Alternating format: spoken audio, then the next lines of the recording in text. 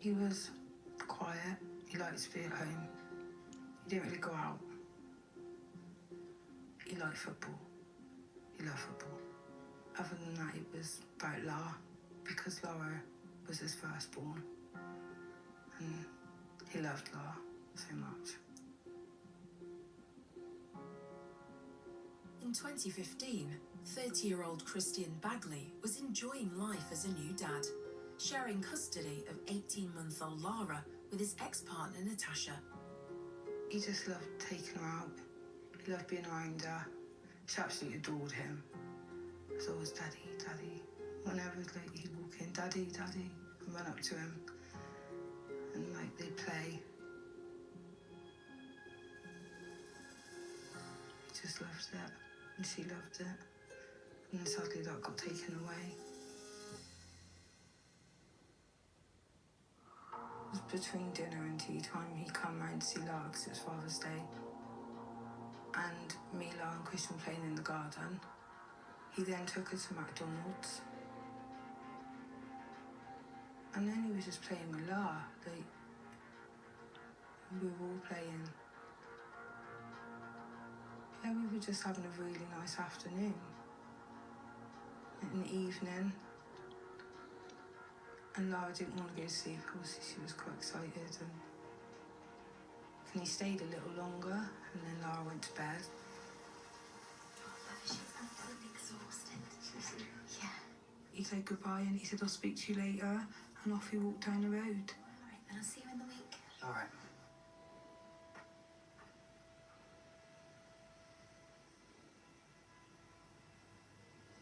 He left there around about 10:30, 10:35 p.m.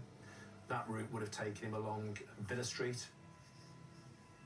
which is a public pathway that runs between the River Wye and the Huntington Estate. And he's caught on CCTV walking past a property at around about 10:42 p.m.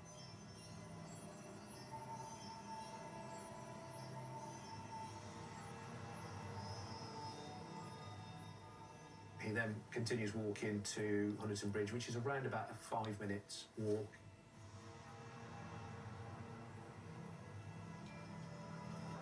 And that's where Christian was attacked.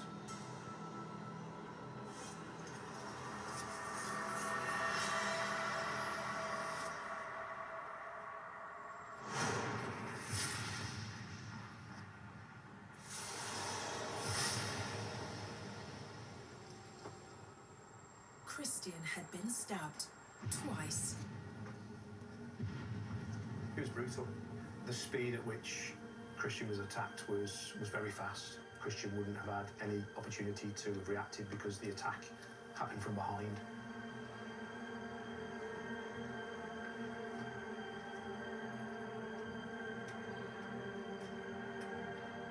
Christian has managed to stumble from the scene back onto the Huntington Estate, where he collapses.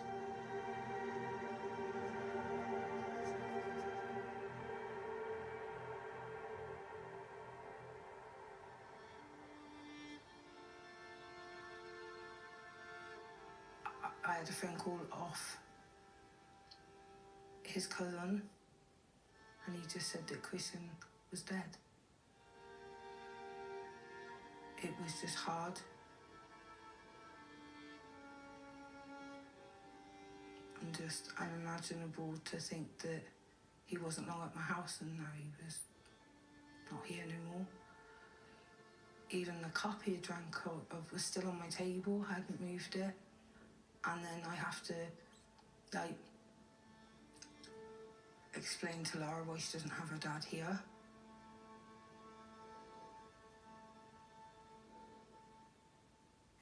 A young dad brutally murdered on Father's Day.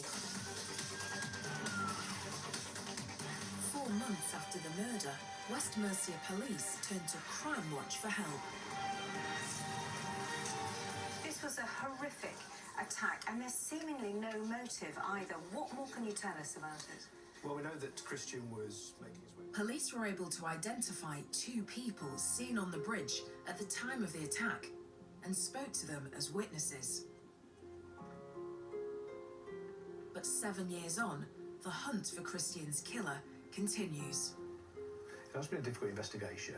The speed at which Christian was attacked, the remote area where he was attacked that wasn't covered with CCTV.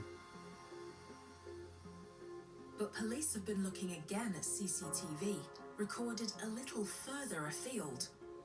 We've been reviewing lines of inquiry, as any investigation of this magnitude, and certainly this passage of time would. Ultimately, that's what's led to what I consider to be a new and fresh line of inquiry to identify the driver of a vehicle that was seen near to the scene of the attack on the night in question.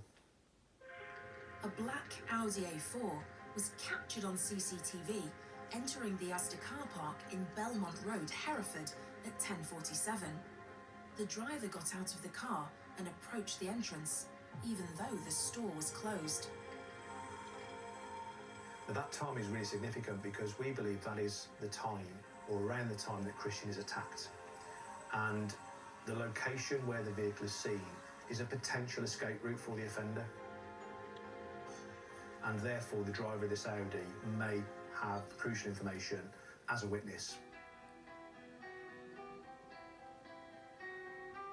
Christian's family and ex-partner Natasha still hope for justice.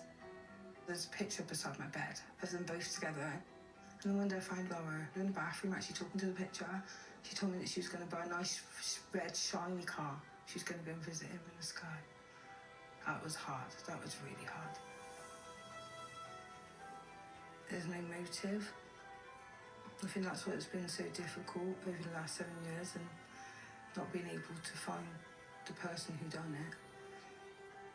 It really just plays on my mind.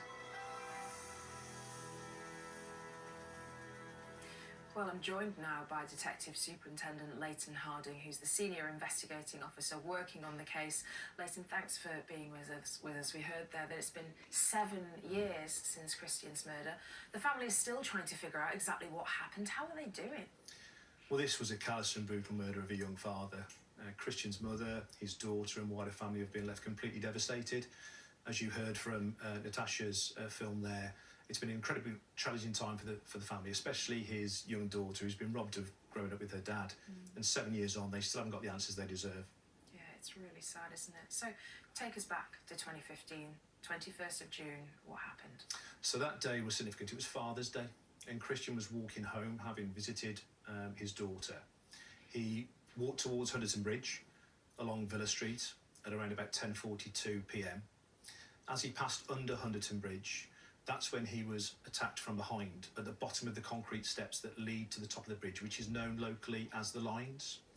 And despite his injuries, he managed to stagger back to the nearby Charles Witts Avenue to get help, but collapsed. And despite the best efforts of the emergency services, he died. Yeah, it was a really brutal attack. Let's take a look at the CCTV that we saw in the film. Talk us through what we're seeing here, Leighton. So we've reviewed hours of CCTV footage and identified a vehicle that was seen travelling between Sainsbury's and Asda stores in Hereford between 10:35 p.m. and 10:50 p.m. on the night of Christian's murder.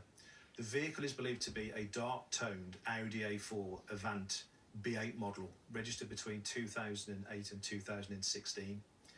At 10:37 p.m, the vehicle is first seen travelling along Iron Street from Victoria Street towards Sainsbury's at Barton Place.